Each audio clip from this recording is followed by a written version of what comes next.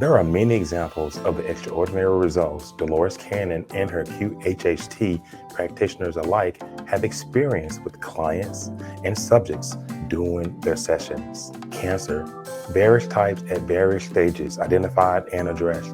Cartilages, HIV, heart, liver, kidney, wounds, migraines, visions, diabetes, intestines, middle and lower back, neck and shoulder pain, lungs, skin, problems identified and causes addressed, all during the QHHT session. We also can set up hypnosis programs focusing on weight loss, health and wellness, academic and personal development, fears and phobias, habits, depression and anxiety, and trauma and PTSD. All these physical and mental illnesses have been identified and addressed during the QHHT session.